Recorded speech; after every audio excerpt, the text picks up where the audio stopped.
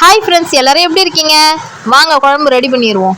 First வந்து மண் சட்டியில் எண்ணெய் ஊற்றியாச்சு. எண்ணெய் ஊற்றி வந்து வெந்தயம் போட்டு, வெந்தயம் வந்து கொஞ்சம் ஃப்ரை ஆனதுக்கப்புறம் பூண்டு போட்டிருக்கோம்.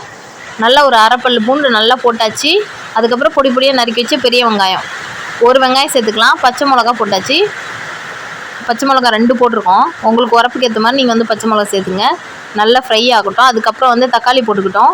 தக்காளி ஒரு தக்காளி, பெரிய தக்காளி நல்லா வந்து வதங்கட்டும். உப்பு தேவையான அளவு உப்பு போட்டாச்சு. நல்லா வதக்கிக்குவோம். கொஞ்சம் வந்து ப்ரௌன் கலர் ஆகட்டும். இங்கே வந்து என்ன தக்காளி வந்து காயாக இருக்கனால வதங்குறதுக்கே லேட் ஆகுது பாருங்கள். நல்லா அப்படியே பரட்டிக்குவோம். தேன் மாதிரி அப்படி நெய் மாதிரி வரும் பாருங்க குழம்பு. கத்திரிக்காய் தொக்கு தான் நீங்கள் கேள்விப்பட்டிருப்பீங்க. அதில் மாங்காய் போட்டு கேள்விப்பட்டிருப்பீங்களா? மஞ்சத்தூள் வந்து ஒரு சின்ன ஸ்பூனால் ஒரு 2 ஸ்பூன், சின்ன ஸ்பூனால், பெரிய ஸ்பூன்னா ஒரு அரை ஸ்பூன் போட்டுக்கோங்க.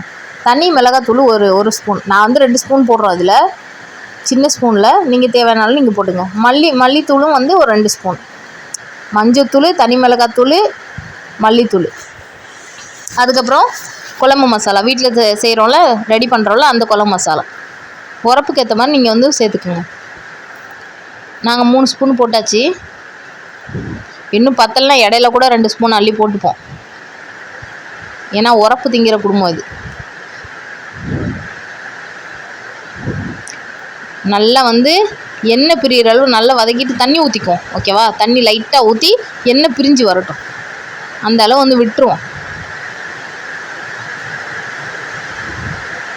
மண் சட்டியில் செஞ்சால் ஒரு நல்ல டேஸ்ட்டாக இருக்கும். பெருங்காயத்தூள் வந்து போட்டுக்குவோம் கொஞ்சோண்டு.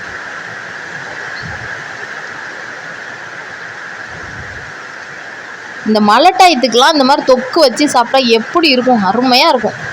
கத்திரிக்காய் வந்து ஆல்ரெடி நறுக்கி வச்சுனோம். கத்திரிக்காய் வந்து போட்டாச்சு. ஒரு 1/4 கிலோ கத்திரிக்காய் போட்டிருக்கோம். ஓகேவா? அதில் மாங்காய் சின்ன சின்ன பீஸாக போட்டிருக்கோம். ஆக்சுவலி இதில் வந்து நம்ம வந்து புளி சேர்க்க போகிறது கிடையாது. ஏன்னா மாங்காய் சேர்க்குறோம்ல, அப்புறம் இன்னும் ஜாஸ்தி புளி ஆயிரும்ல. அதனால் மாங்காய் வந்து புளிப்பு மாங்காய் தான் போட்டிருக்கோம். அதனால் புளி வந்து சேர்க்க போகிறது இல்லை. நல்லா பிரட்டிக்காச்சு.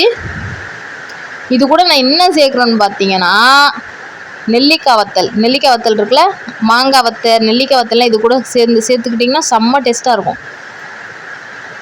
ஒரு 10 பீஸுக்கிட்ட வந்து நெல்லிக்காய் வத்தல் வந்து சேர்த்தாச்சு. அதில் செம்ம டேஸ்ட்டாக இருக்குங்க. இப்போ உப்பு வந்து இன்னும் கொஞ்சம் வந்து போட்டுக்கலாம். மக்களே, இந்த வீடியோ உங்களுக்கு பிடிச்சிருந்தா லைக் பண்ணுங்கள், ஷேர் பண்ணுங்கள், சப்ஸ்கிரைப் பண்ணுங்கள். மறக்காமல் அந்த பெல் ஐக்கனை கிளிக் பண்ணிடுங்க. அப்போ தான் நான் நெக்ஸ்ட் வீடியோ போடும்போது உங்கள் ஃபோனில் நோட்டிஃபிகேஷன் வரும், உங்களால் பார்க்க முடியும். அதுக்கு தான் நான் சொல்கிறேன், சப்ஸ்கிரைப் பண்ணிடுங்க. ஓகேவா? மறந்துடாதீங்க. நல்லா பரட்டி வச்சாச்சு. கொஞ்சம் வந்து தண்ணி வந்து தேவையான அளவு கொஞ்சம் தண்ணி ஊற்றிக்கலாம். ஓகேவா? வேகணும்ல, மசாலா போட்டு நல்லா வதக்கிட்டு அதுக்கப்புறம் தண்ணி ஊற்றிக்கிட்டோம். கொஞ்சோண்டு தண்ணி ஊற்றி வந்து மூடி வச்சுருவோம். மூடி வச்சு பார்த்தீங்களா, வெந்துருச்சு. எப்படி இருக்குது பாருங்கள். அப்படியே ஒயிட் ரைஸில் போட்டு அப்படியே பரட்டி சாப்பிட்டா செம்மையாக இருக்கும். ஓகே ஃப்ரெண்ட்ஸ், நெக்ஸ்ட் வீடியோவில் பார்க்கலாம். பாய், டாடா.